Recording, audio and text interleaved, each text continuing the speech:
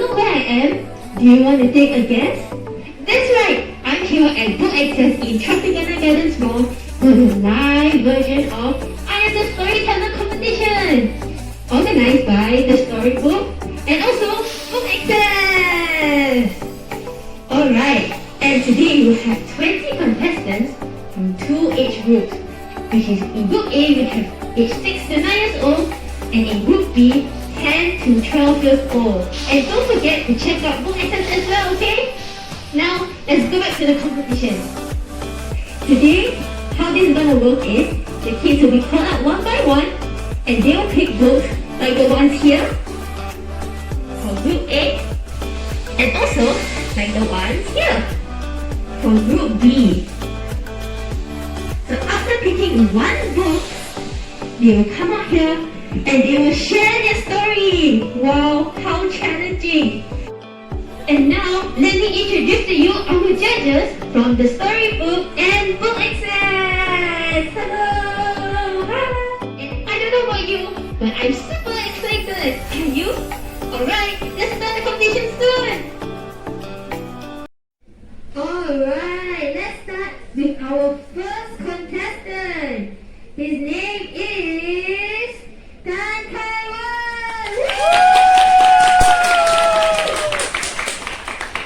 There was once a great lion who lived on the grassy plains. Close to the edge of the jungle, each day he roamed the grasslands, checking that all was well in his kingdom. He feared no one, but everyone feared him. The zebra mothers warned their children about the lion. Stay away from the lion. Keep your distance and all will be well. And the elephant's mothers warned their children too. I am far too big for the lion to hunt, but you are small. Stay close to me and all will be well. Now, when it grew too hot during the day, the lion would walk into the jungle where the shade of the trees meant it was cool and dark. He would roam through the shady jungle until he reached his cave. Here, he slept for a few hours each day. A family of mice also lived in the jungle. They had a nest in a hole in a tree. And each day the young mice were sent to look for food.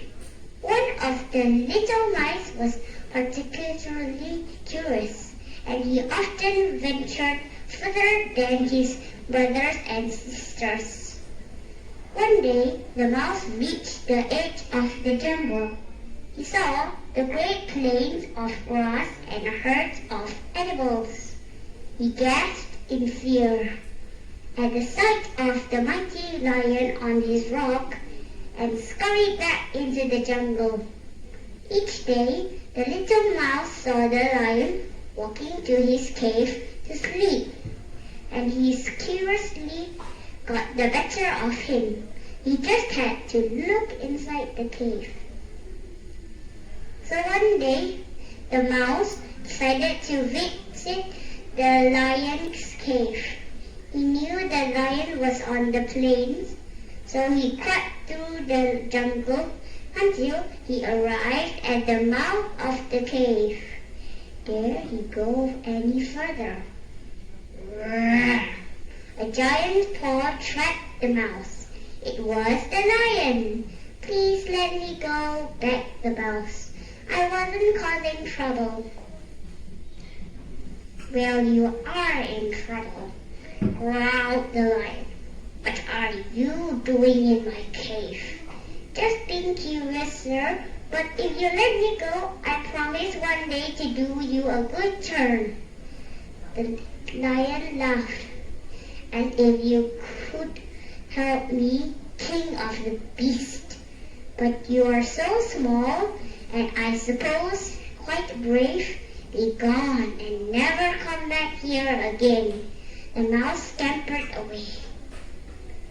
Some weeks later, as he prowled through the jungle, the lion walked into a trap. A strong net of ropes fell on top of him. But the more he struggled to free himself, the more entangled he became. He realized the hunter would return soon. Exhausted, he lay still and roared softly. Then the lion saw a tiny creature standing in front of him. It was a mouse. Before long, the ropes fell away from the lion and he gave a mighty shake. The mouse found himself scooped up in a giant paw. "Thank you," growled the lion. Suddenly, the lion placed the mouse on his back.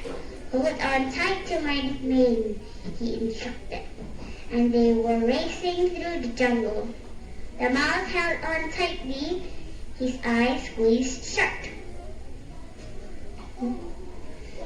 The lion arrived at the grassy plain and gave a mighty roar.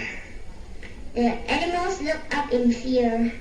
"Meet my friend the mouse," said the lion. "He helped me escape the hunter's trap. The weak really can help the strong." And from that day on, the lion and the mouse were best. Good job! Good job, Kaur! Now, for our next contestant, we have 6-year-old Kimberly! Woo! Once upon a time, there was a whale, and he ate fish.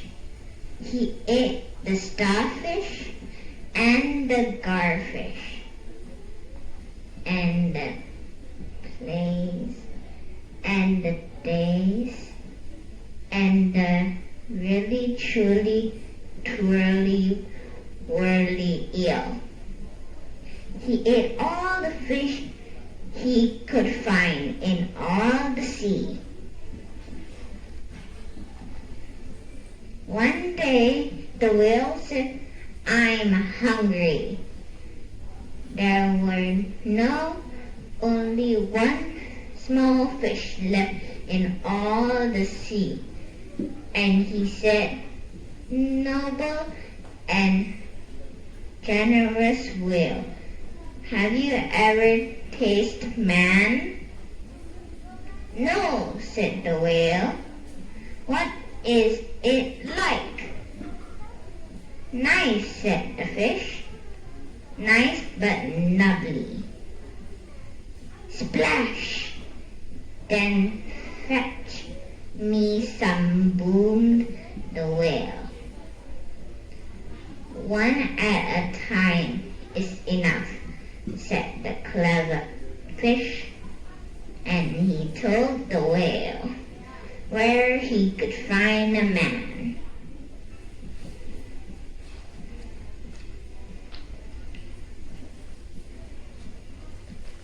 So the whale swam and swam, and as fast as he could swim. At last, in the middle of the sea, he came to a raft.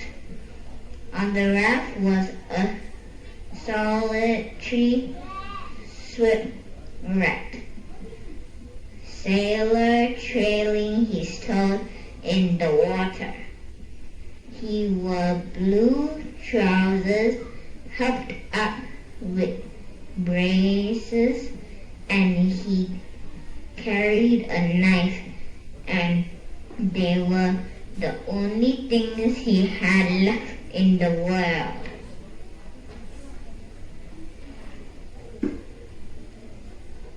The whale opened his mouth back and back and back till nearly touched his tail,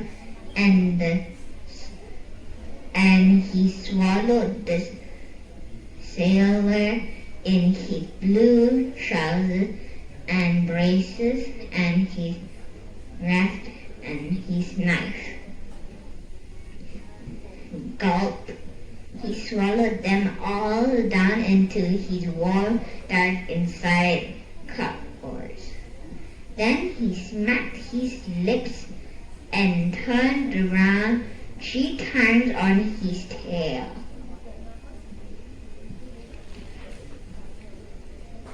But as soon as the sailor found himself inside the whale's warm, dark-inside cupboards, he thumped and bumped, and he stumped, and he jumped, and he hit, and he bit. And the dang, and he clanged, and he hopped, and he dropped, and he prowled, and he howled, and he danced horn pieces where he shouldn't.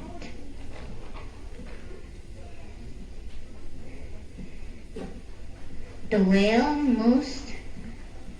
whale felt most unhappy indeed, so he said to the clever fish, "This man is very nubbly, and he is making me hiccup. What shall I do?" "Tell him to come out," said the fish. Hic. So the whale called down his own throat to the sailor. Looks like time is up. Good job, Kimberly! Okay, move on to our next contestant. We have our 7-year-old Julia. Hi, Julia. The 3 little pigs.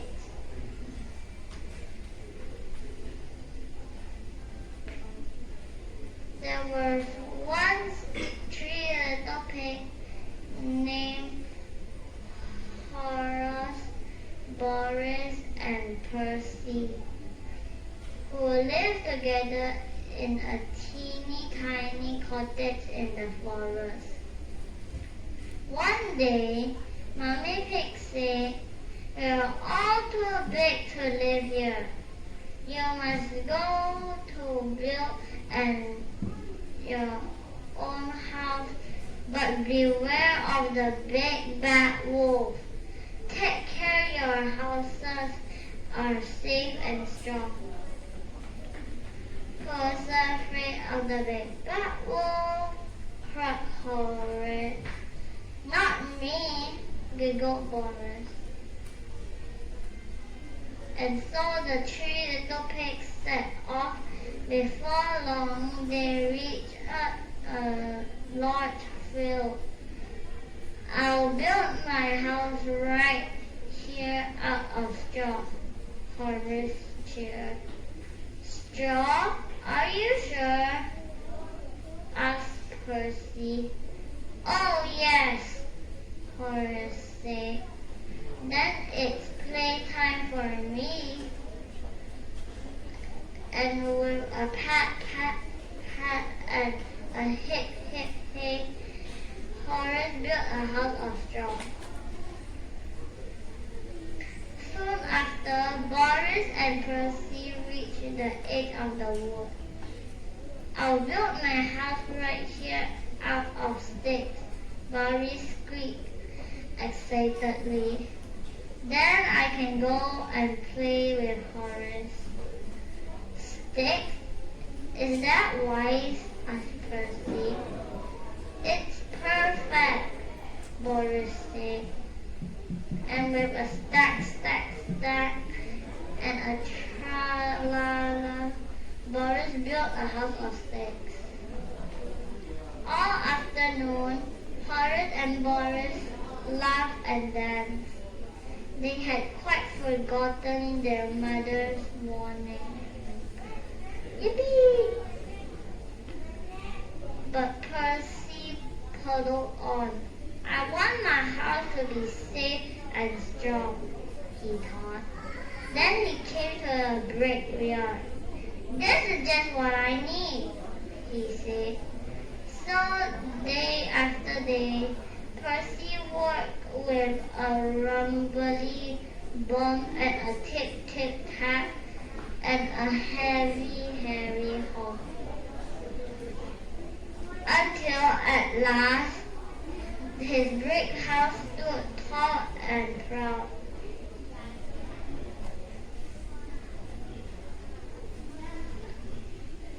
The summer passed, and then one day, Horace was taking a lovely bubbly bath in his little straw house.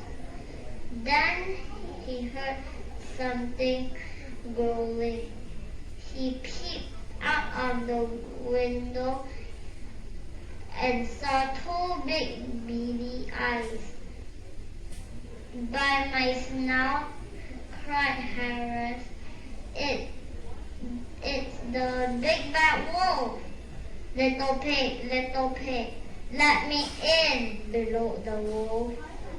"Up by the house of my chinny chin chin," yelled Horace. "Then I'll huff and puff and I'll blow your house down," cried the wolf. And he huffed and puffed, and whoosh, Horace blew the house down. Then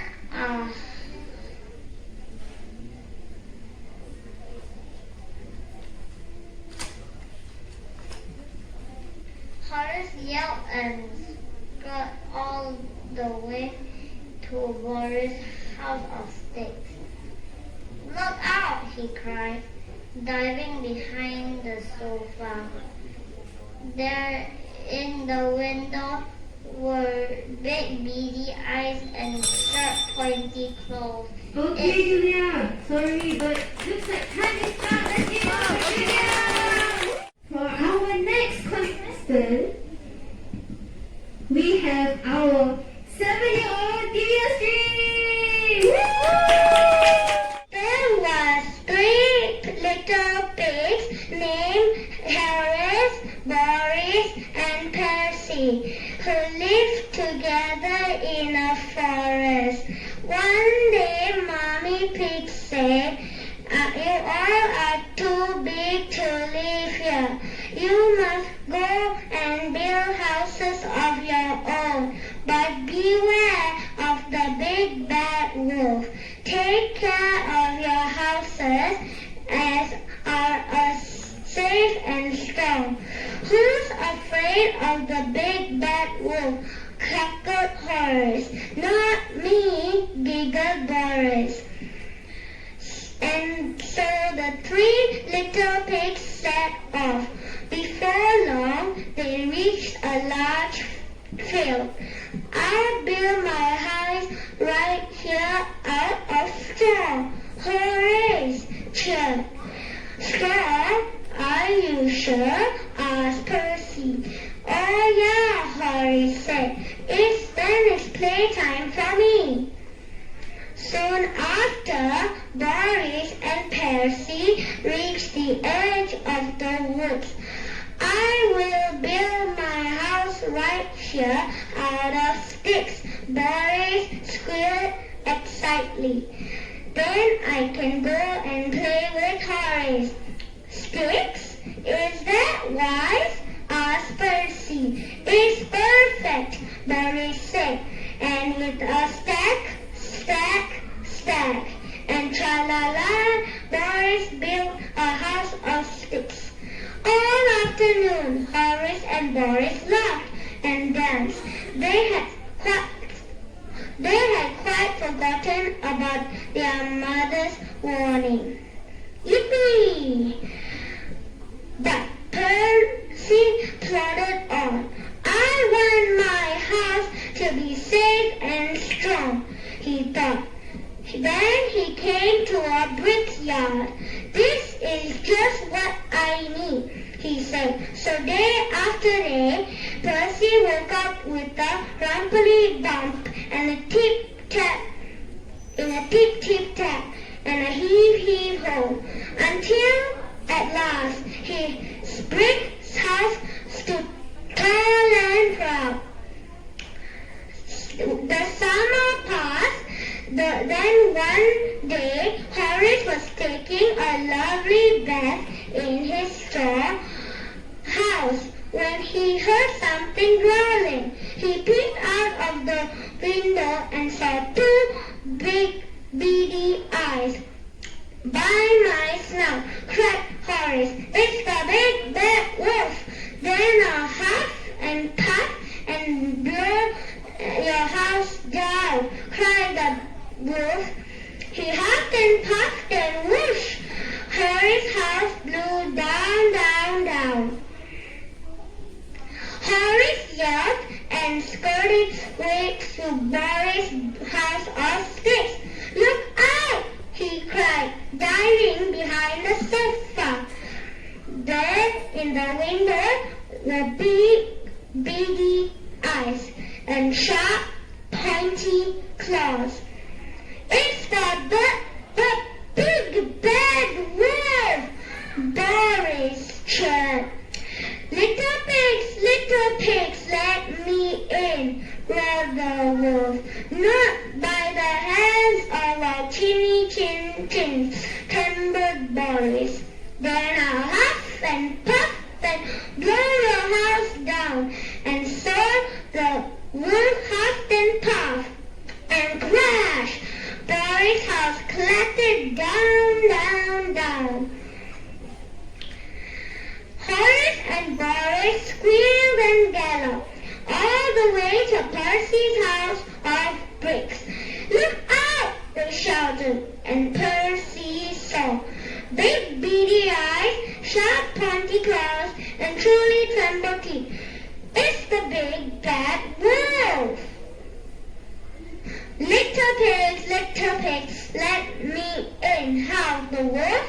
"Not by the hairs of our chinny chin chins," shouted Percy. And so the wolf huffed and puffed, and he huffed and puffed, but Percy's brick house... Alright, that's a nice job! Thank you, Mardhiah! Woo! And next in Group A, we have our 8-year-old Asha! Woo! It was a warm, sunny summer day. There was a grasshopper in a field, and he was hopping about, cheering, singing very loudly. Every day he sang, danced, played music, and ate to his heart's content.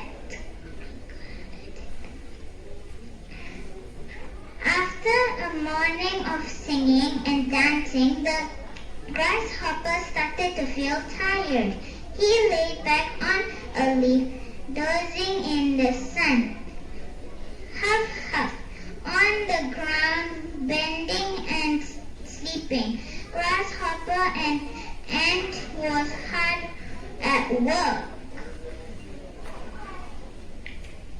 The ant huffed and puffed, awoke the grasshopper, who looked down from his comfort resting place to see what noise was. "What are you working so hard? You should be interested and enjoy yourself like me," the grasshopper said to the ant. "I have to work hard. I need to get all of food for my family." "But winter isn't for moths and grasshoppers," said. "Come and play with me."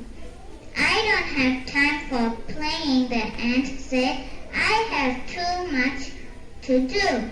"Would you start to collecting food and preparing your home for winter?" "I don't work. I want to stay out and play."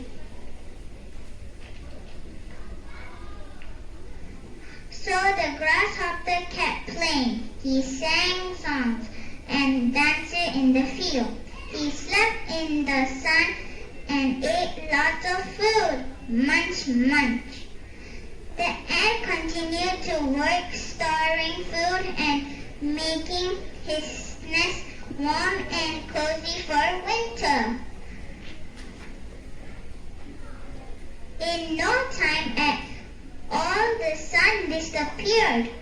Oh, and the winter turned cold and field became covered in a layer of frosty winter snow.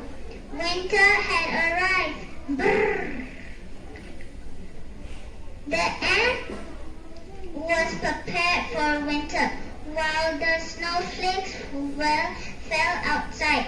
The fire cracked inside his little nest. He had enough food to see him through the cold months ahead. The grasshopper searched for food, but he could not find any. He was really hungry, and he had no shelter from the falling snow and bitter winds. So busy dancing and singing and eating that I didn't do any work at all, said the grasshopper. The grasshopper looked truly sorry and ashamed. He promised the ant he would work hard next summer and store his food on his own. So the ant gave him as much food as he could spare. It was just enough to see the grasshopper through the winter, but it was a miserable few months for him. Next summer, the grasshopper was as good as his work. He worked hard to store enough food from himself. And time's up! And next up, we have our 8-year-old Ethan! Morning, dear judges. My name is Ethan Ram Netto. I am 8 years old. Today I'm going to tell you a story about the boy who cried wolf. There was once a shepherd boy called George who tended his sheep on the hilly slopes just outside of his town. He worked all day by himself and often got lonely and bored with just his flock for company.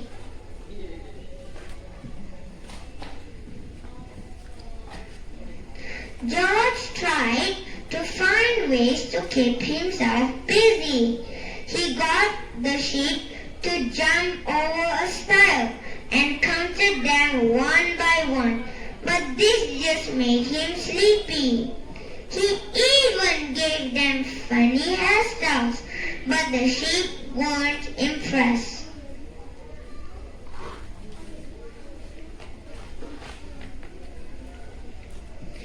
Each morning, George would move the sheep from field to field so that they could graze on the green grass. But it was boring to watch them eat all day long. He was fed up of having to rescue the silly sheep from hedges and ditches. So one day, after spending all morning trying to catch a naughty Eve, George came up with an idea. He left his flock untended and rushed down the slopes towards the town as fast as his legs could carry him. He pretended to be in panic and shouted, "A wolf is attacking my sheep!" The townspeople jumped and ran with George back to his flock. They soon realized, however, that there was no wolf and returned to the ground, rumbling. George went back for duties for the next few days, but the weather was cold and wet. He didn't enjoy being out in the rain at all and started to think about trying his trick again. So the next morning, he ran to the town again shouting, "Wolf! Wolf! There really is a wolf this time." He burst into the courtroom and ran up to the judge. "You must come and help me rescue the sheep, otherwise I will lose my flock."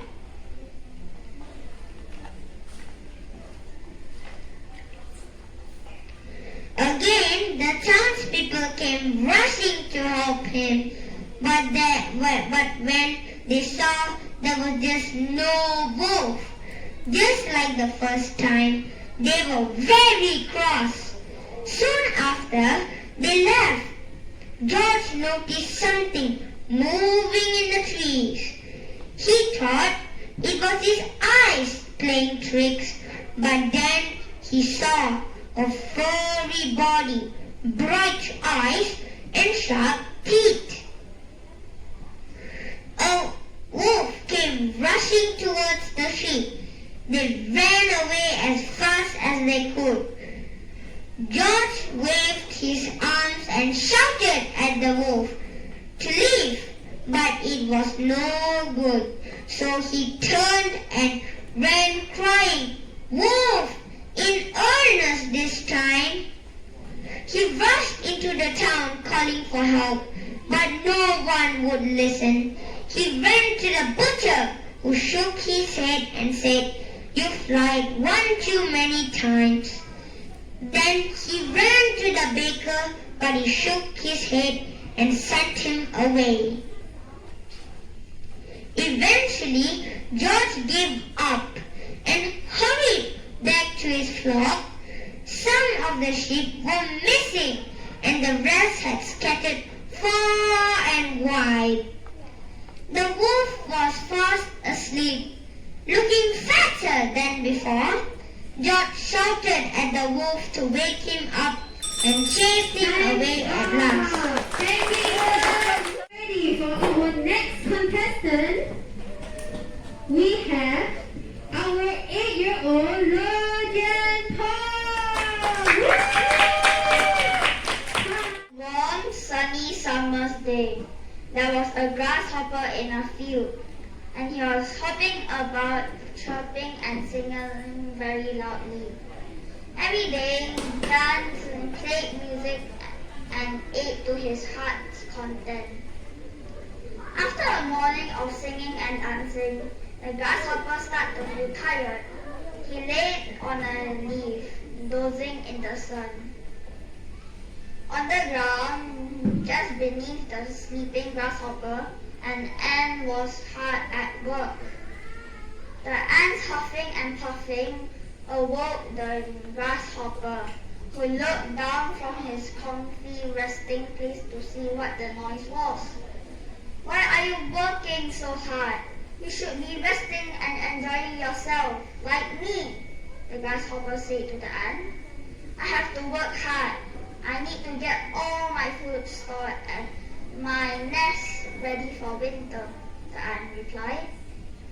"But winter isn't for months," the grasshopper said. "Come and play with me." "I don't have time for playing," the ant said. "I have too much to do." "You should start collecting food and preparing your home for winter." "I don't want to work or be inside on a beautiful day like this," replied the grasshopper. So the grasshopper kept playing. He sang songs and danced in the field.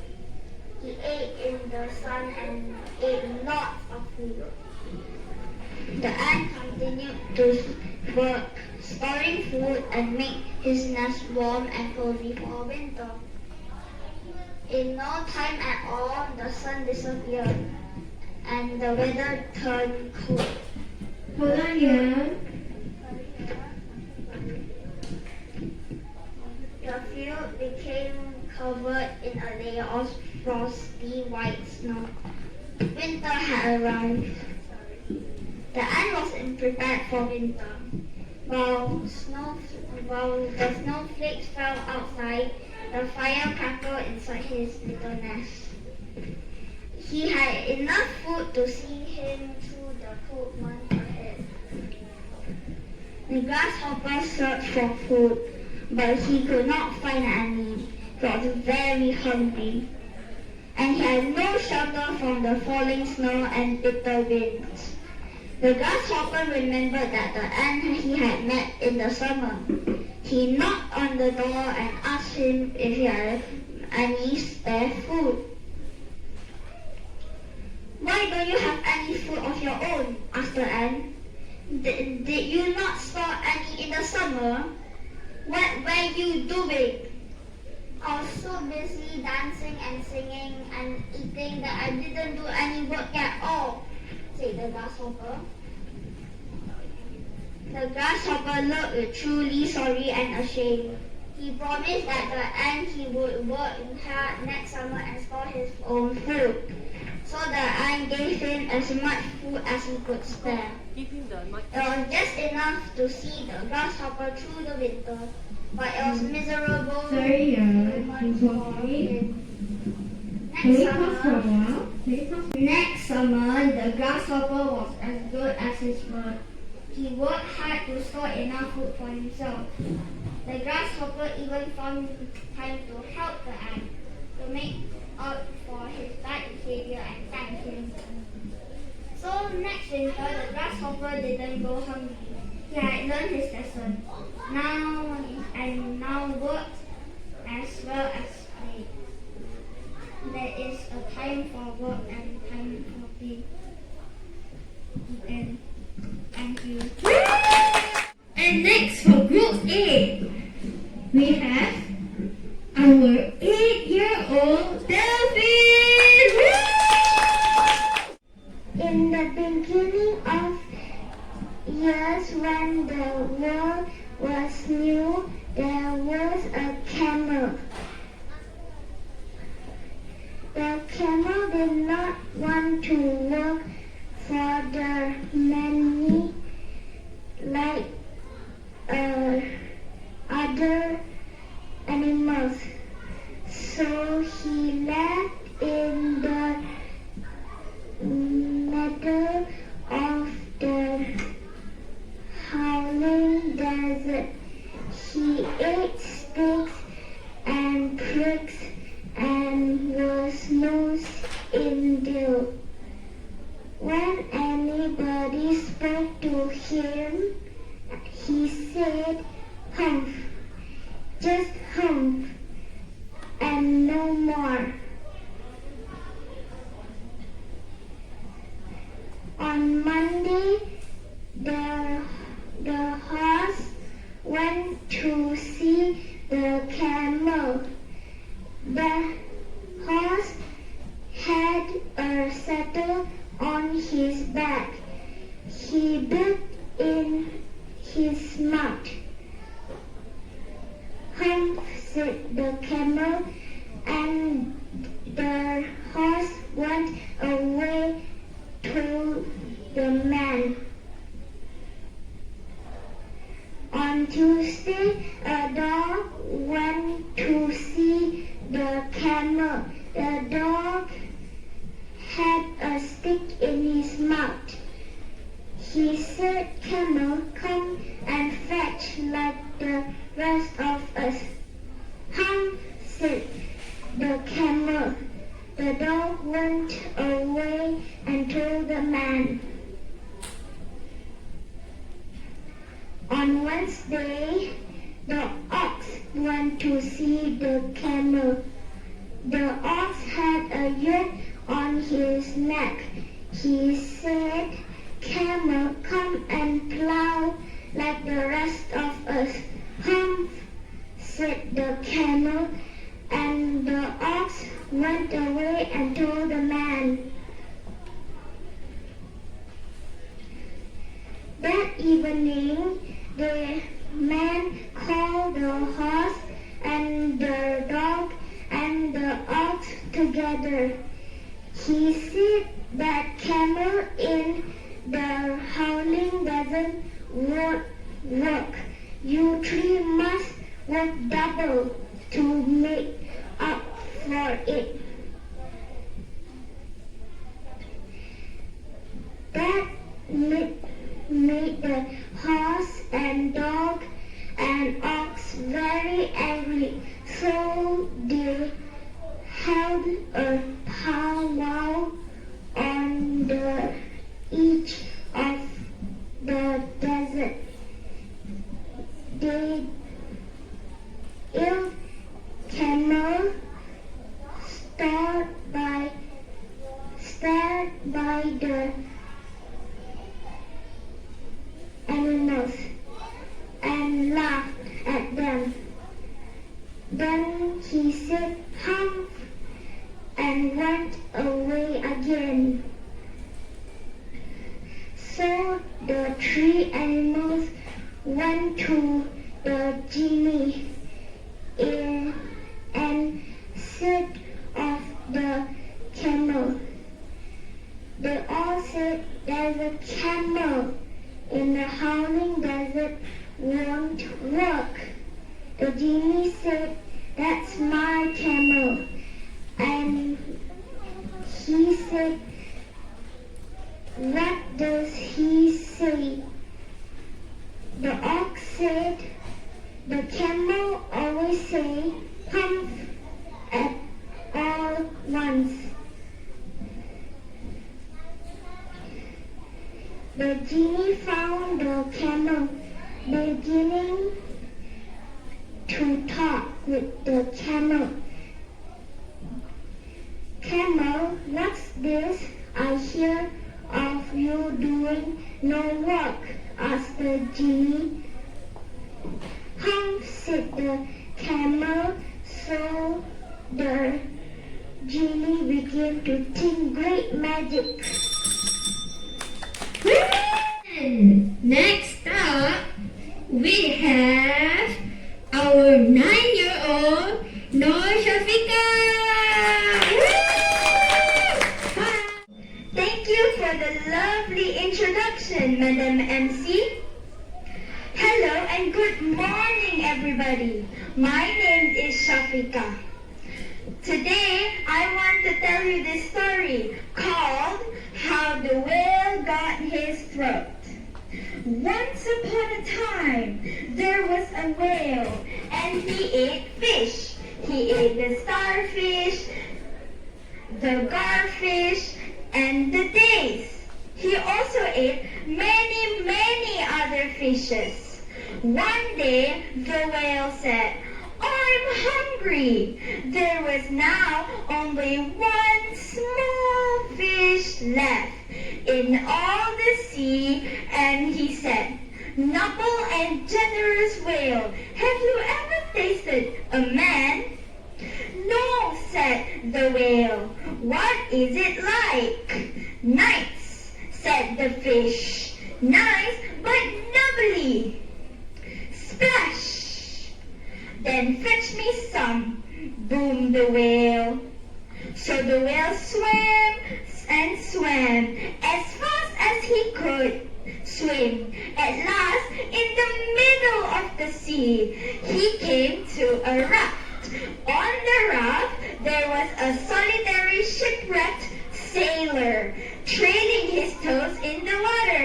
Tip, tip, tip, tip, tip, tip. He wore blue trousers, held up his braces, and he carried a knife.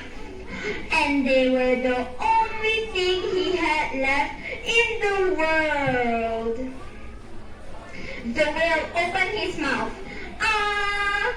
Till it nearly touched his tail, and he swallowed the sailor in his blue trousers and braces, and his raft and his knife. He swallowed them all down into his war, dark, inside cupboards. Then he smacked his lips, and turned around 3 times his tail. Ding, ding, ding. But as soon as the tailor found himself inside the whale's warm, dark inside cupboard, rubbers, he thumped, and he bumped, and he stumped, and banged, and he danced where he shouldn't. The whale felt most unhappy indeed, so he said to the clever little fish, "This man is very nubbly, and he is making me hiccups. What shall I do?" "Tell him to come out," said the wish. "Hiccup, hiccup." "No," said the tailor, "take me home, and I'll think about it." And he began to dance more than ever. Then the sailor went out. "You had better take him home," said the clever fish. Hiccup. So the whale swam and swam and swam with both flippers and his tail as hard as he could with his hiccups. But while the whale was swimming, the sailor took his knife and cut up his raft to make a little square grating, all running crisscross, crisscross.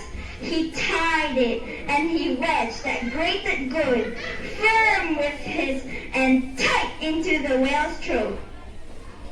At last, the whale saw the shore, and he rushed halfway up the beach and opened his mouth wide and wide. "We're at your stop. Time to go." The sailor stepped out on the beach and went home, where he married and lived happily ever after. But before he went, he waved goodbye to the whale and sang, "By means of a grating, I've stopped at your eating." That's the end, everybody. Bye-bye. And for the last person in the Group A category, we have our 9-year-old Soocchithira. Crack, crack. The door knocked from the grasshopper. The grasshopper said, "Can I come in, please? I need some food." He had enough food to see him through the cold months ahead. The grasshopper searched for food, but he could not find any food. He was very hungry, and he had no shelter from the falling snow and bitter winds. The grasshopper remembered the ants he had met in the summer. He knocked on the door. Knock, knock. He had any spare food. "Why don't you have any food of your own?" asked the ants. "Did you not store any in the summer? What are you doing?" "I was so busy dancing and singing and eating that I didn't do any work at all," said the grasshopper. The grasshopper looked truly sorry and ashamed. He promised the ant that he would work hard next summer and store his own food. So the ant gave him as much food as he could spare. It was just enough to see the grasshopper through the winter, but it was miserable a few months for him.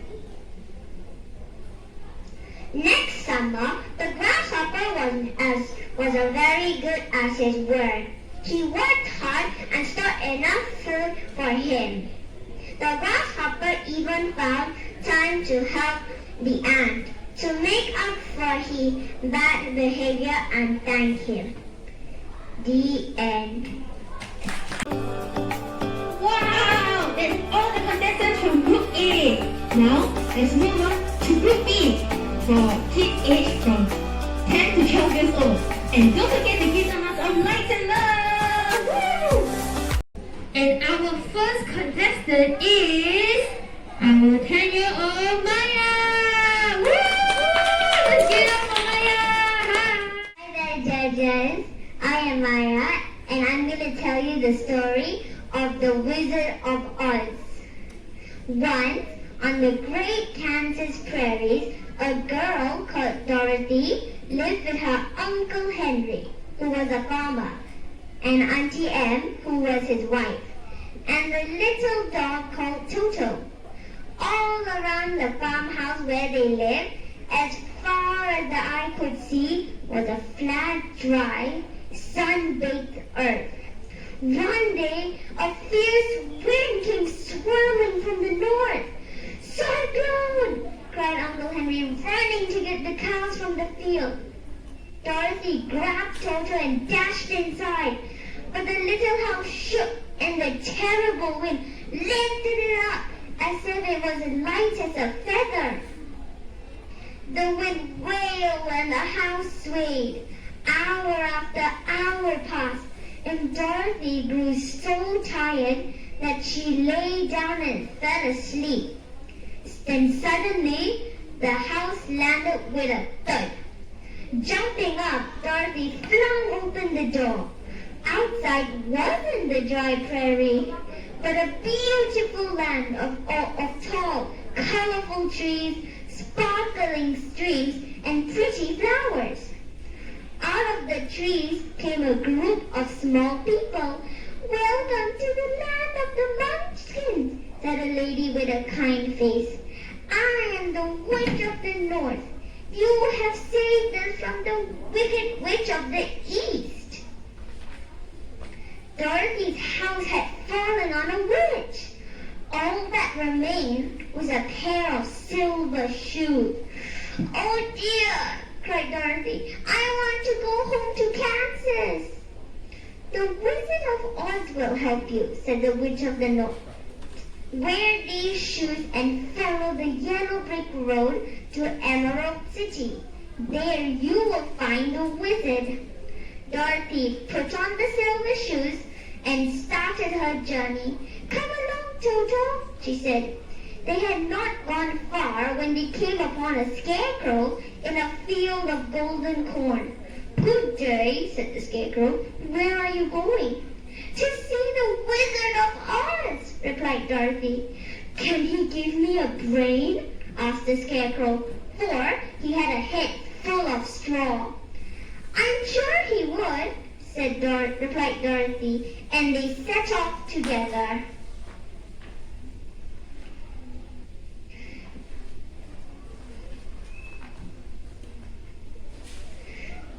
Soon they came to a forest where they found a man made of tin. He was so rusty he couldn't move. "This oil will do the trick," said Dorothy, pouring it onto the tin man's joints. She told him all about the journey to Oz. "I want to come too," he said. "I want the Wizard of Oz to give me a heart." So Dorothy, Scarecrow, and the Tin Man set off into the forest. Suddenly, there was a roar as the lion bounded out of the trees.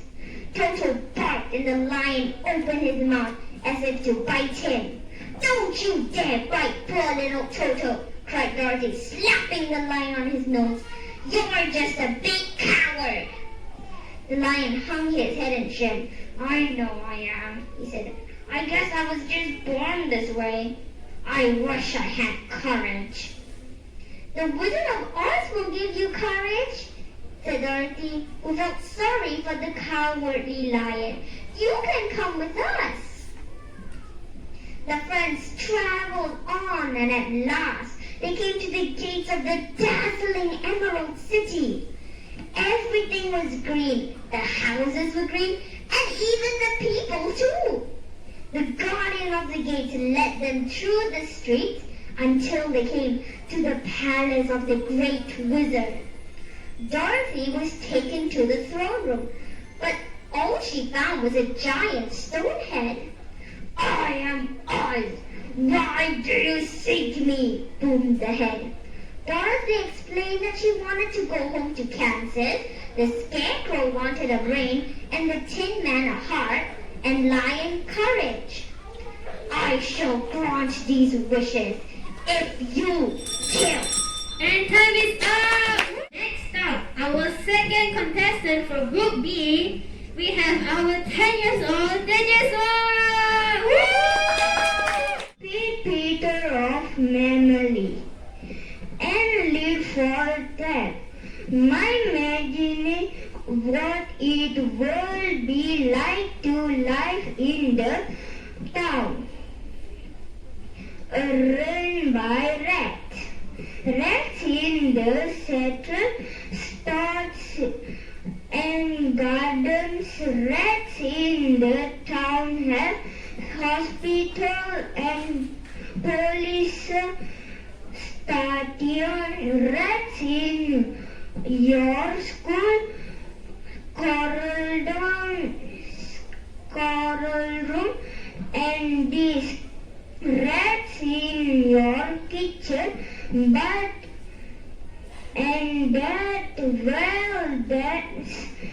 what it was like to live in the town of Hammerley, which lay beneath the river.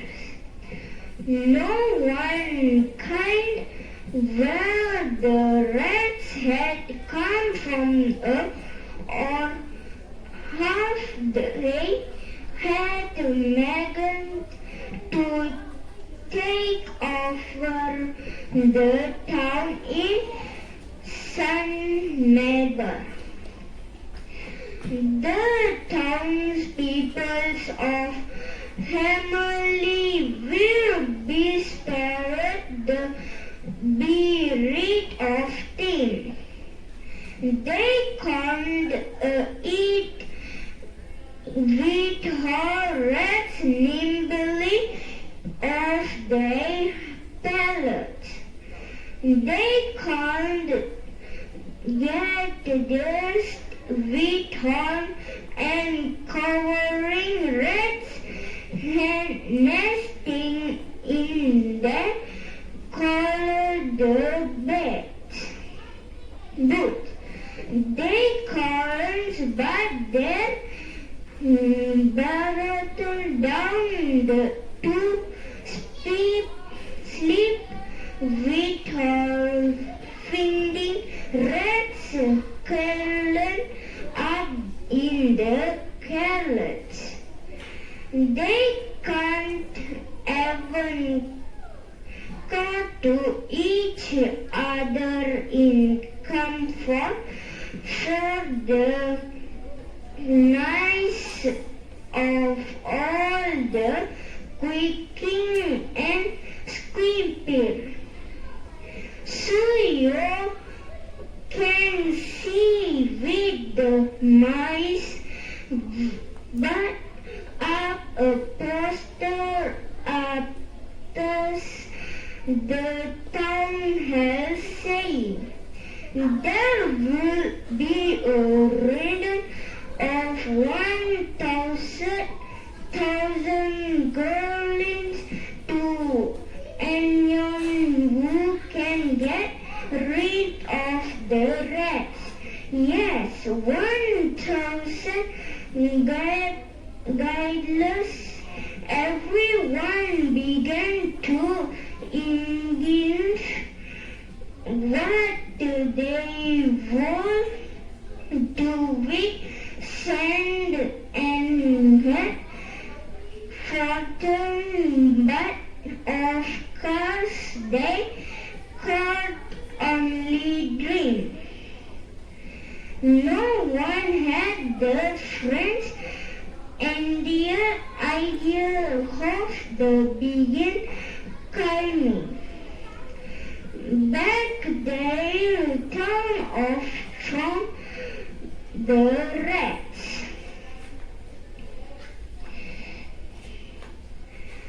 By the time the squad started come clanging on the drum of the town held the Moyan held punning trickings.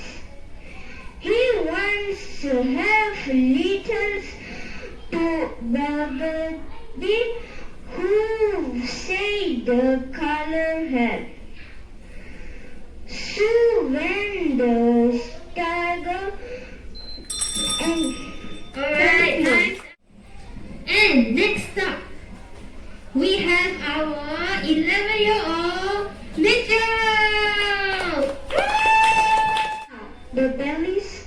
The star-bellied sneetches had bellies with stars.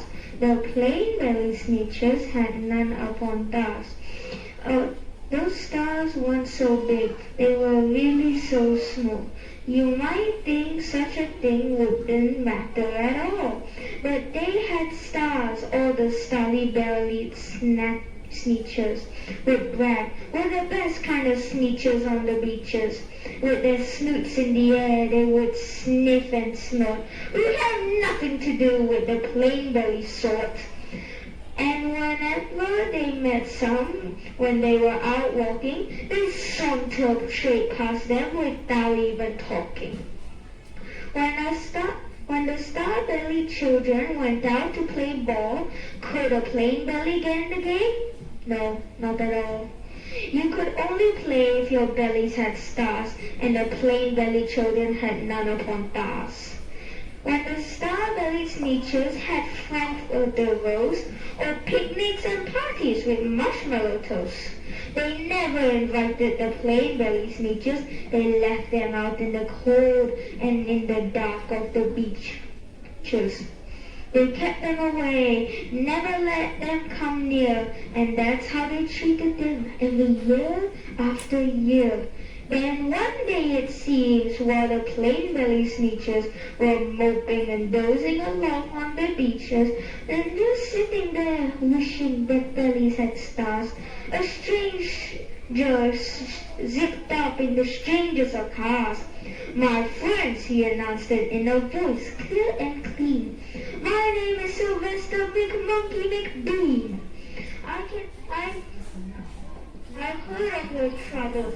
I've heard you're unhappy, but I can fix that up. I'm the fix-it-up chappy, and I've come here to help you. I have what you need. My prices are low and I work at great speed, and my work is 100% guaranteed." Then quickly Sylvester McMonkey McBean put together a very peculiar machine. And he said, "You want stars like star-bellied sneetch?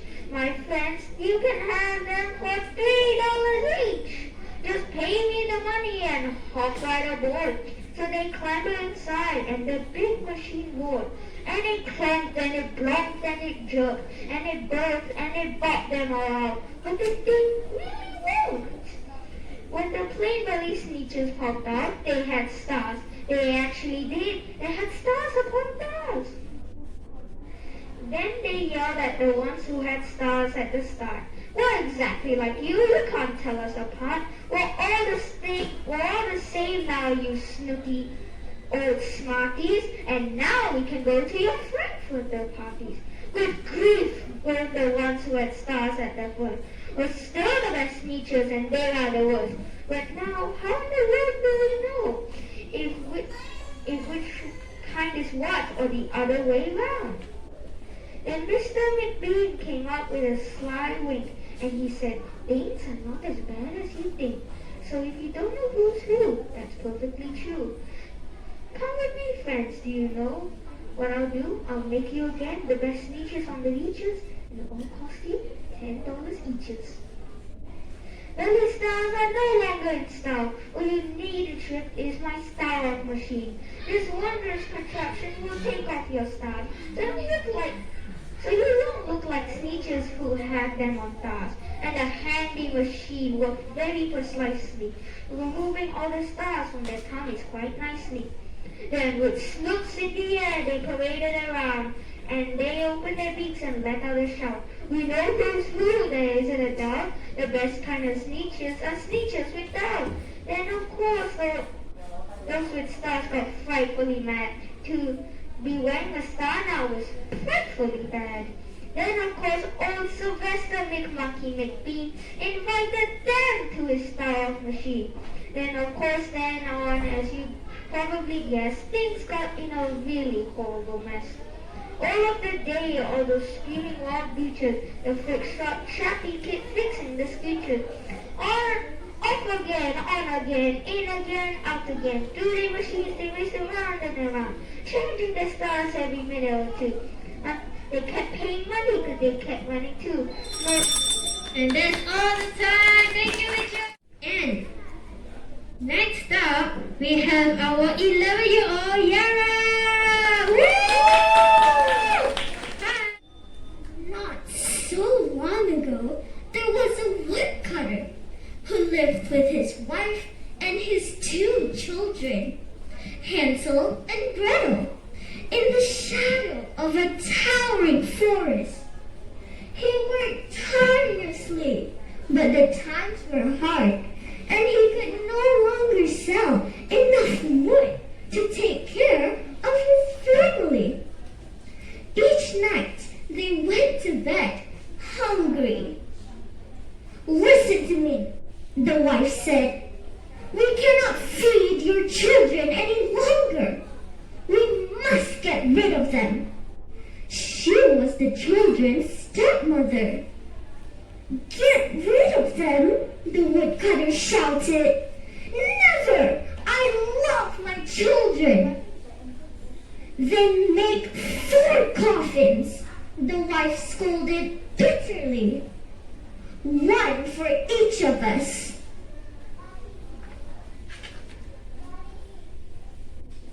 With great shame, the woodcutter finally agreed to abandon his children to the forest.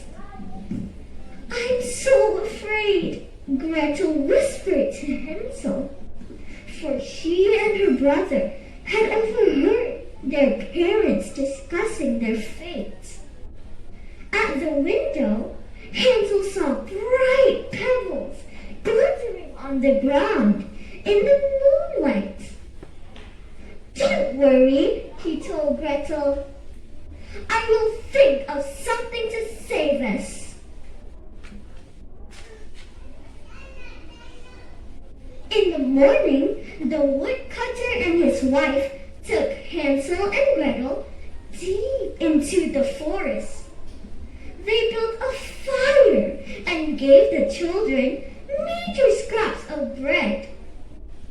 "We must go to work now," their father said. "We will come back before dark to get you." But the children waited long past dark, and no one came to take them home. "I want to be in my warm bed," Gretel cried. "We'll soon find our way," her brother told her. When the moon appeared, a trail of white pebbles gleamed on the ground before them. Hansel had dropped the stones behind him as he and Gretel followed their parents into the wood. The stones led all the way back to the woodcutter's cottage. The man rejoiced when he saw that his children were safe. The stepmother only pretended to be happy. "Those 2 must go," she said to her husband only days later. "And don't argue with me." This time, as the parents led the children deeper into the forest, Hansel broke off a piece of bread and dropped crumbs on the path behind him. Again, the woodcutter built a fire to warm them, and he promised to return for them at the end of the day. As darkness blackened the wood, no one came to the children's home. Soon, moonlight illuminated the forest, yet there was no breadcrumbs to be found. Birds had eaten every morsel. Hand in hand, Hansel and Gretel wandered through the forest woods, hungry, cold, and lost.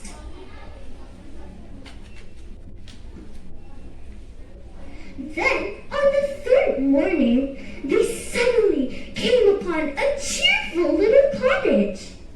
The dwelling was made of cake, with a roof of cookies and vanilla icings and windows of sparkling sugar.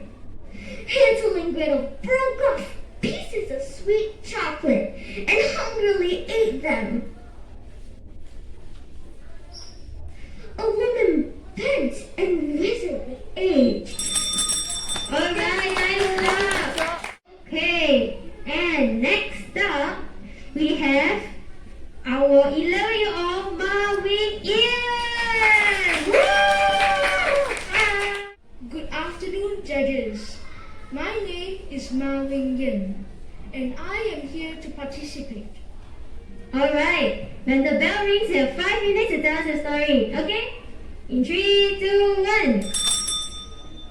The title of this story is The General. His name was General Jodhpur. He wanted to be the most famous general in the world and to have his army admired by generals from all the other countries.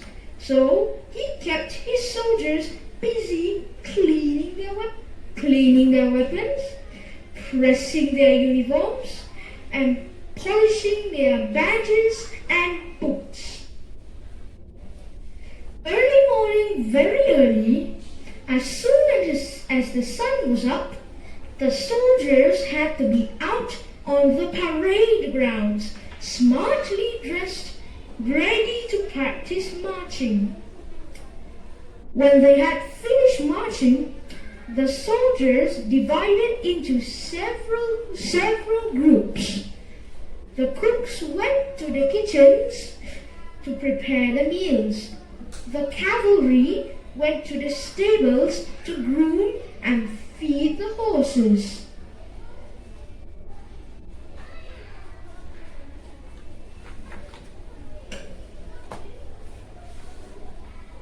The other soldiers went to the rifle range to practice shooting, and the officers made sure that the men did their jobs correctly. In the evening, the camp was quiet. General Jodhpur liked to sit up late and read about other generals, about the famous battles their armies have won. How he longed for the day when he and his army would be so famous that a book would be written about them.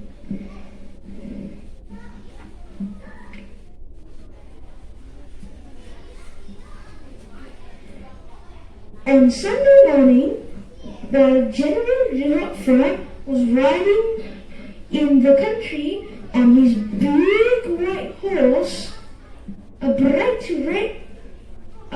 red fox ran across the path.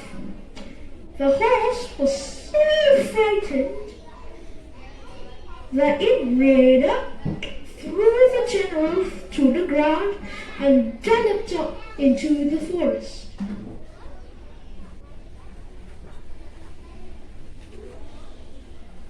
General Jodhpur was not hurt. He landed on soft grass. The grass was so soft and smelled so sweet that, to his surprise, the general found out that he did not want to move.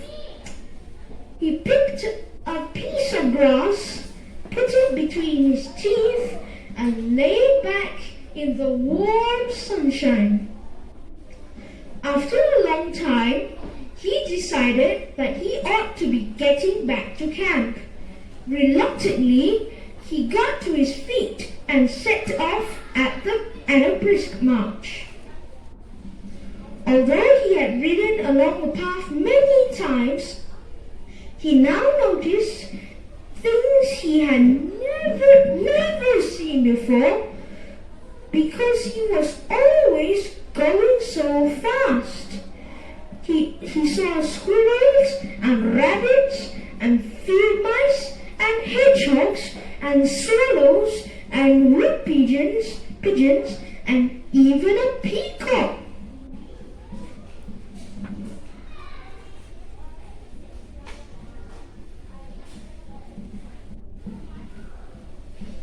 He heard the birds singing. At all once, the general came upon a field of beautiful flowers. Never had he seen such a wonderful sight. There were more kinds of flowers than he had ever imagined, and more colors than any artist had dreamed of. General Jodhpur stood quite still for a few minutes. And then, Alright, thank you so much. Next up, we have our 11-year-old Aisha! Woo! Hi! The sun did not shine. It was too wet to play. So we sat in the house on that cold, cold, wet day. I sat there with Sally. We sat there, we two. I said, how I wish we had something to do. It was too wet to go out and too cold to play ball. So we sat in the house and did nothing at all. So all we could do was sit. And we did not like it. Not one bit. And then something went bump. How that bump made us jump. We looked. We saw him step on the mat. We looked. We saw him. It was a cat in the hat. And he said to us, why do you sit like that? I know it is wet and the sun is not sunny, but we can have lots of good fun that is funny. I know some good games that we could play, said the cat. I know some new tricks, said the cat in the hat. A lot of good tricks. I will show them to you. Your mother will not mind at all if I do. Then Sally and I, we did not know what to say. Our mother was out of the house for the day. But our fish said, no, make that cat go away. Tell the cat in the hat you do not want to play. He should not be here, he should not be about, he should not be here when your mother is out. Now, have no fear. Have no fear, said the cat. My tricks are not bad, said the cat in the hat. Why, we can have lots of good fun if you wish. With a game that I call Up with the Fish. Put me down, said the fish. This is no fun at all. Put me down, said the fish. I do not wish to fall. Have no fear, said the cat, and I will not let you fall. I will hold your pie as I stand on a ball. With a book in one hand and a cup on my hat. But that is not all I can do, said the cat. Look at me now, said the cat, with a cup and a cake on top of my hat. I can hold up 2 books. I can hold up a fish and a little toy ship. Some milk on a dish. And look, I can hop up and down on my ball. But that is not all. Oh no, that is not all. Look at me. Look at me now. It's time to have fun. It's fun to have fun. But you have to know how. I can hold up a cup and the milk and cake. I can hold up these books and the fish on the rake. I can hold the toy ship and a little toy man. And look, with my tail, I can hold a red fan. I can fan with the fan as I hop on the ball, but that is not all. Oh no, that is not all. That is what the cat said when he fell on his head. He came down with a bump, and from there on the ball, Sally and I, we saw all the things fall.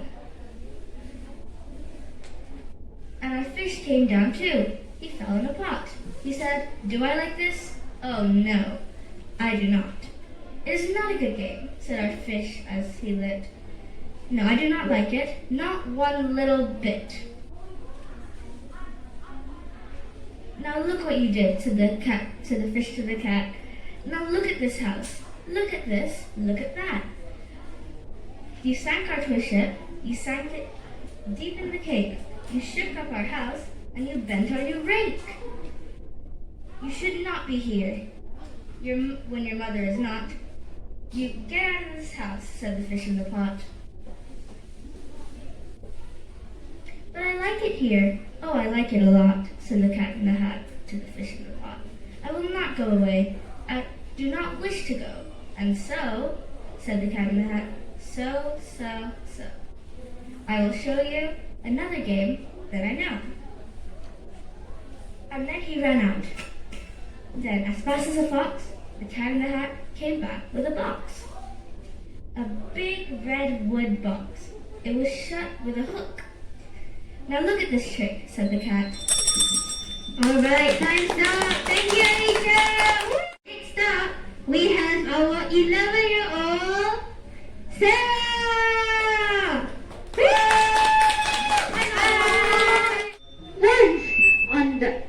Once on the Great Thunder Ferry, a girl called Dorothy lived with her Uncle Harry, who was a farmer, Aunt Em, who was his wife, and a little dog called Toto.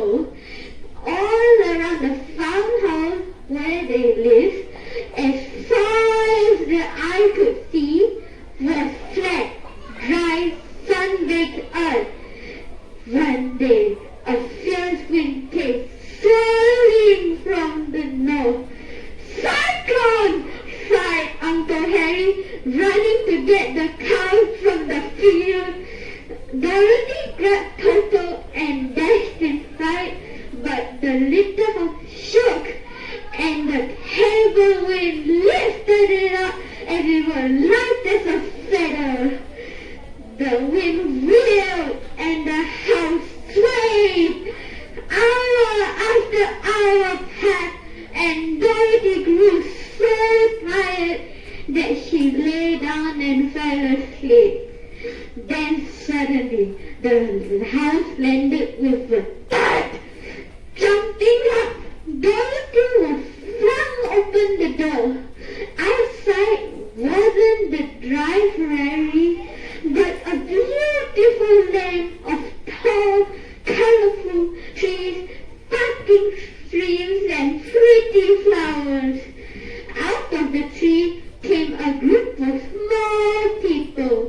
"Welcome to the land of the Munchkins," said a lady with a kind face. "I am the witch of the north. You have saved us from the wicked witch of the east." Dorothy's house has fallen on a witch. All that remained was a pair of silver shoes. "Oh dear!" cried Dorothy. "I want to go home to Kansas." "The Wizard of Oz will help you," said the Witch of the North. "Wear these shoes and follow the yellow brick road to the Emerald City. There you will find the wizard." Dorothy put on the silver shoes and started on her journey. "Come along, Toto," she said. They had not gone far when they came upon a scarecrow in a field of golden corn. "Good day," said the scarecrow. "Where are you going?" "To see the great Wizard of Oz." "Can he give me a break?" asked the scarecrow, for he had a head full of straw. "I am sure he would," replied Dorothy, and they set off together. Soon they came to a forest where they found a man made of tin. He was so rusty that he could not move. "This oil will do the trick," said Dorothy, pouring it on the tin man joins. It told him all about the journey to Oz. I want to come too, he said. I want the Wheel of Oz to give me a hand. So Dorothy, Scarecrow, and Tin Man set off into the forest. Suddenly, there was a roar as the lion bounded out of the trees to the boat, and the lion opened his mouth as if to bite him. Don't you dare bite poor little Toto, cried Dorothy, slapping the lion on his nose. You're just a big coward. The lion hung his head in shame. I know I am, he said. I guess I was just born this way. I wish I had courage. The Wizard of Oz will give you courage, said Dorothy, who felt sorry for the cowardly lion. You can come with us. The friends traveled on, and at last they came to the gates of the dazzling Emerald City. The houses were green, and even the people too. The guardian of the gates led them through the streets. Okay, nice job. And next up, for Group B, 11 years old, we have Natalie. Hello everyone, I am Natalie and today I'll be telling you the story of Hansel and Gretel.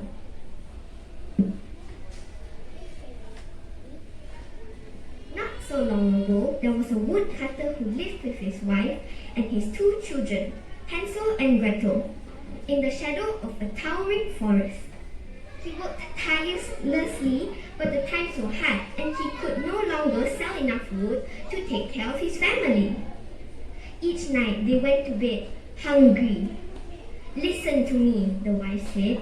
We cannot feed your children any longer. We must get rid of them. She was the children's stepmother. Get rid of them, the woodcutter shouted. Never! I love my children. Then make 4 coffins, the wife scolded bitterly. 1 for each of us. With great shame, the woodcutter finally agreed to abandon his children to the forest. I'm so afraid, Gretel whispered to Hansel, for she and her brother had overheard their parents discussing their fate. At the window, Hansel saw bright pebbles glittering on the ground in the moonlight. Don't worry, he told Gretel. I will think of something to save us. In the morning, the woodcutter and his wife took Hansel and Gretel deep into the forest. They built a fire and gave the children meager scraps of bread. We must go to work now, their father said. We will come back before dark to get you. But the children waited long past dark, and no one came to take them home. I want to be in my warm bed, Gretel cried. We'll soon find our way, her brother told her. When the moon appeared, a trail of white pebbles gleamed on the ground before them. Hansel had dropped the stones behind him as he and Gretel followed their parents into the woods. The stones led all the way back to the woodcutter's cottage. The man rejoiced when he saw that his children were safe. The stepmother only pretended to be happy. Those 2 must go, she said to her husband, only days later. And don't argue with me. This time, as the parents led the children deeper into the forest, Hansel broke up his piece of bread and dropped the crumbs on the path behind him. Again, the woodcutter built a fire to warm them, and he promised to return for them at the end of the day. As darkness blackened the woods, no one came to take the children home. Soon, moonlight illuminated the forest. Yet there were no breadcrumbs to be found. Birds had eaten every morsel. Hand in hand, Hansel and Gretel wandered through the woods, hungry, cold, and lost. Then, on the 3rd morning, they suddenly came upon a cheerful little cottage. The dwelling was made of cake with a roof of cookies, and vanilla icings and windows of sparkling sugar. Hansel and Gretel broke off pieces of sweet chocolate and hungrily ate them. A woman bent and withered with age suddenly stepped into view. Who dares to nibble at my delicious house? When she saw Hansel and Gretel, she grinned from ear to ear. Please come in, precious children.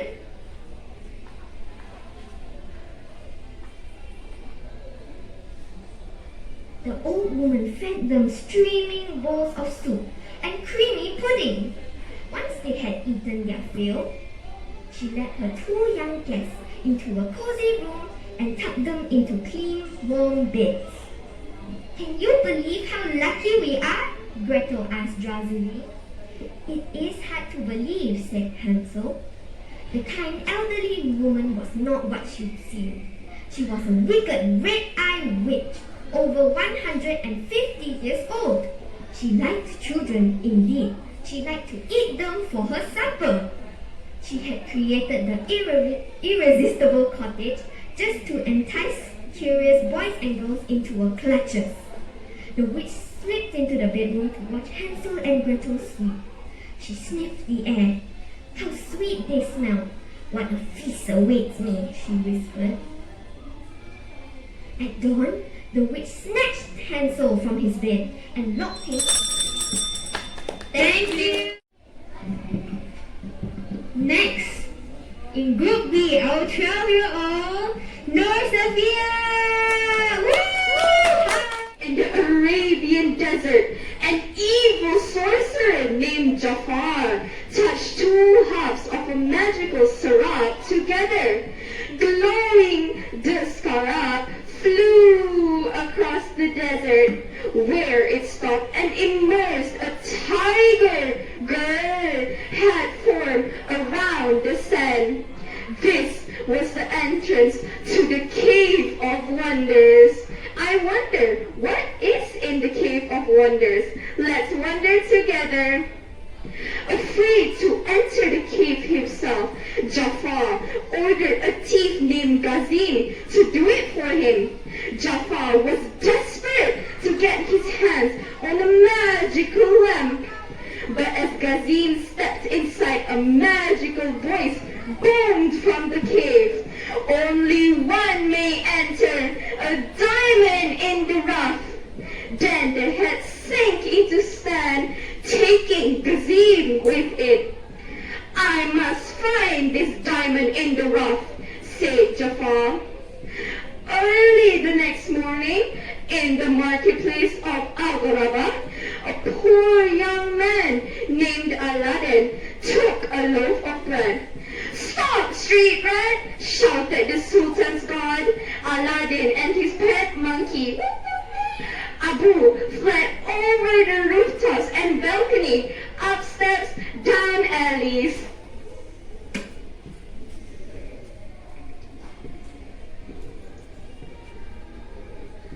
Outwitted, the guards gave up. Ali and Abu hurried back to their rooftop home. Aladdin gazed to the Sultan place. One day I'll be rich, live in a palace and never have any problems, he promised Abu. Then they would never again have to steal in order to survive. But Aladdin was wrong. In the palace, Princess Jasmine had her own problems. Do you know, Princess Jasmine is really pretty. Princess Aladdin lives with her pet tiger named Raja. Girl. The kingdom said she had to marry a prince by her 18th birthday. In only 3 days, but Jasmine wanted to marry for love. Her father, the Sultan, didn't understand, but her pet tiger, Raja, did. Jasmine's refusal to choose a husband upsets the Sultan. Jafar, who was also the Sultan's advisor, convinced the Sultan he could help, but all he he really wanted was the Sultan's blue diamond ring, which would assist him in finding the diamond in the rough the cave had mentioned. He hypnotized the Sultan just long enough to get the ring. While Jafar plotted and planned, Jasmine disguised herself as a commoner and hugged Raja goodbye. She had decided that it would be better to leave home before she was forced to get married. "I'll miss you," she said, "but I can't stay here and have my life lived for me. I want to see the world than this place." She climbed over the palace walls and was gone. Poof! Having never been... Alright, thank you, Safea. The last contestant for Group B, we have 12-year-old Suah Jake Wee. Woo! Not so long ago, there was a woodcutter who lived with his wife and 2 children, Hansel and Gretel. In the shadow of a towering forest, he worked tirelessly, but times were hard and he could no longer sell enough wood to take care of his family. Each night, they went to bed hungry. "Listen to me," said the wife. "We cannot feed your children any longer. We must get rid of them." She was the children's stepmother. "Get rid of them?" the woodcutter shouted. "Never! I love my children." "Then make 4 coffins," the wife scolded bitterly. "One for each of us." With great shame, the woodcutter finally agreed to abandon his children to the forest. "I'm so afraid," Gretel whispered to Hansel, and Thor and her brother had overheard their parents discussing their fate. At the window, Hansel saw bright pebbles glittering from the ground in the moonlight. "Don't worry," said Gretel. "I will think of something to save us." In the morning, the woodcutter and his wife took Hansel and Gretel deep into the forest. They built a fire and gave the children needles the scrape of bread. "We must go to work now," said the father. "We will come back before dark to get you." But the children waited long past dark and no one came to take them home. "I want to be in my warm bed," Gretel cried. "We'll find our way," her brother told her. When the moon appeared, a trail of white pebbles gleamed on the ground before them. Hansel had dropped the stones behind him, and as he and Gretel followed their parents into the woods, the stone led them all the way back to the woodcutter's cottage. The man rejoiced when he saw his children were safe. The stepmother only pretended to be happy. "Those 2 must go," she said to her husband only days later, "and do not argue with me." This time, as the parents led the children deeper into the forest, Hansel broke up his piece of bread and dropped the crumbs on the path behind him. Again, the woodcutter built a fire to warm them, and as he has promised, he returned for them at the end of the day. As darkness blackened the woods, no one came to take the children home. Soon, moonlight illuminated the forest. Yet, there were no breadcrumbs to be found. Birds had eaten every morsel. Hand by hand, Hansel and Gretel were wandering through the forest. Then, only on the 3rd morning, they suddenly came upon a cheerful little cottage. The dwelling was made of cake, and the roof of cookies, and vanilla icing, and windows of sparkling sugar.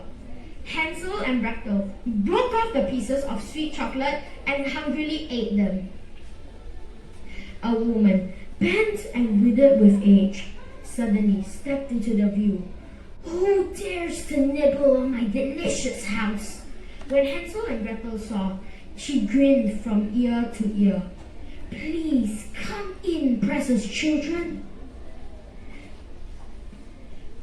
The old woman fed them screaming bowls of soup and creamy pudding.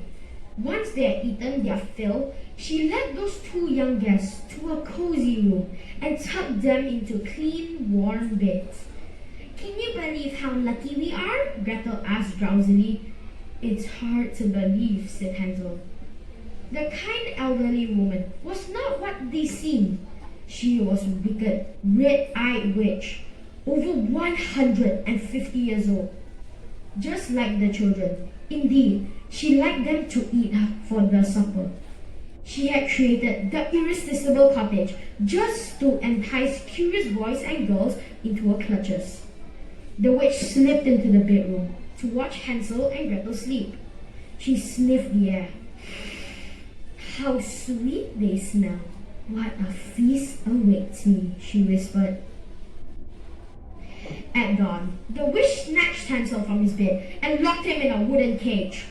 "Now we must fatten him up, girlie," she gloated. And a wild inhuman crackle. Alright, time's up! Let's give it up for him!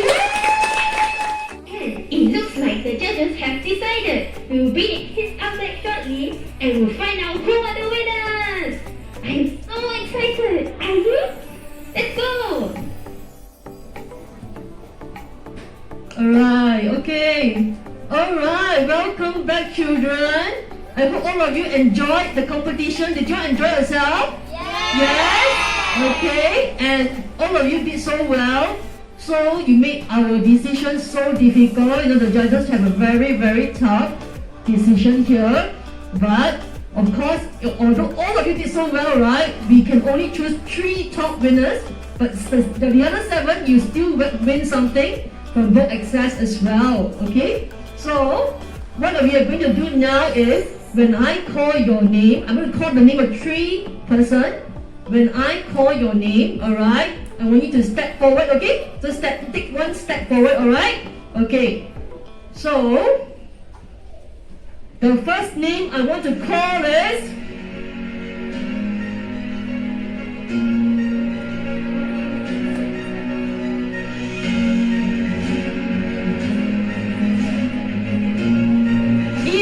Ram! Step forward!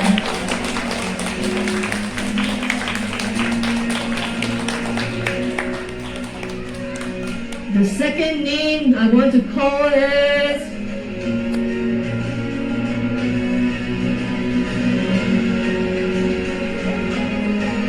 Khye Wen! Khye Wen, stand beside Ethan.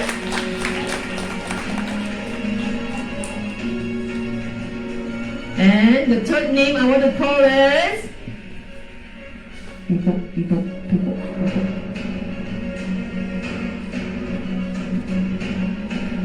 Nur Syafiqah!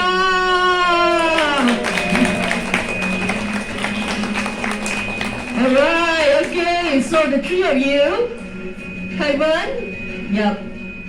Khye Wen, you did very well. Of course, you are the first kid to come in here and you are so brave, you know, you did such a good job. Give me a big clap, everybody.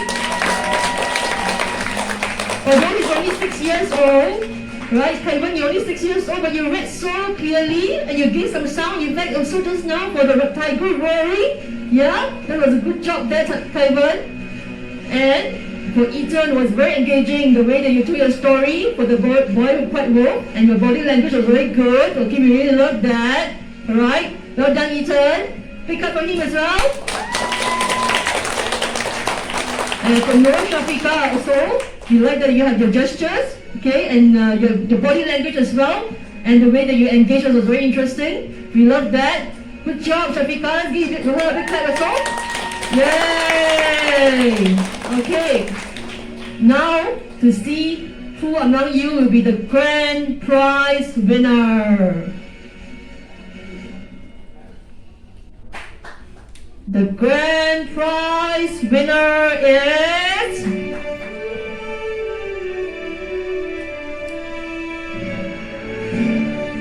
Ethan Ram! Okay, we're gonna present the prizes to you, Ethan. Runner-up is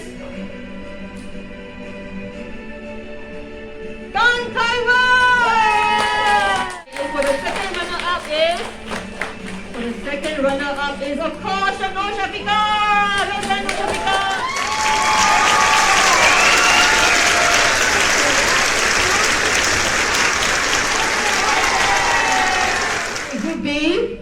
welcome back also.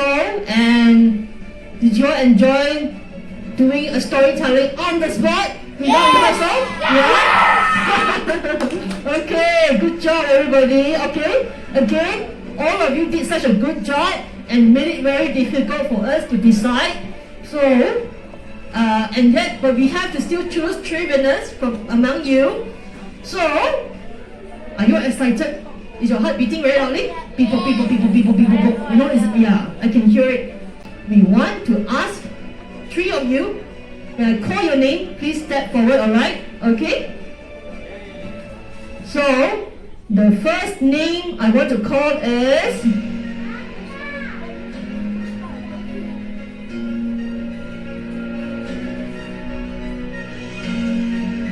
Suah Jake Wee! Okay, can you stand forward here?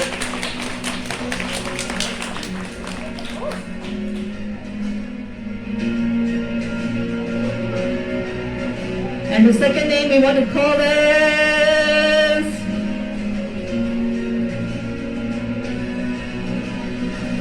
Yara! Yes, well done, Yara. Okay.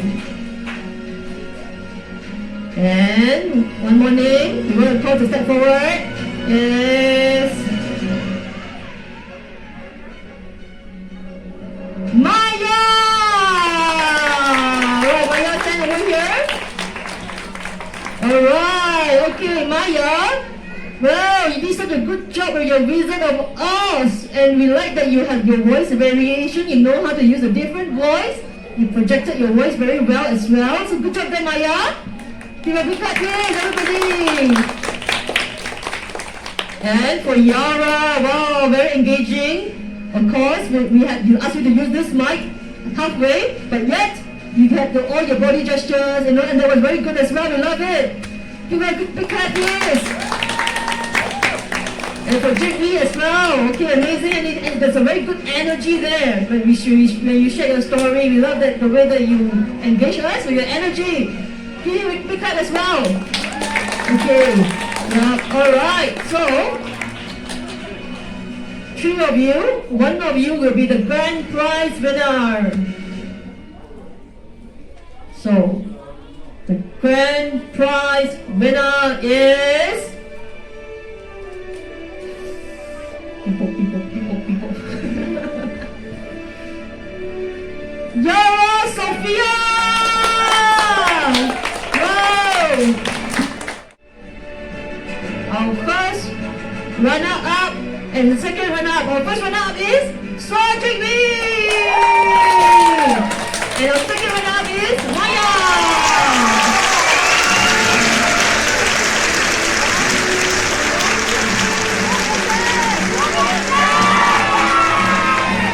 This wraps up the I Am the Storyteller Competition. Until we meet again, bye bye, stay safe.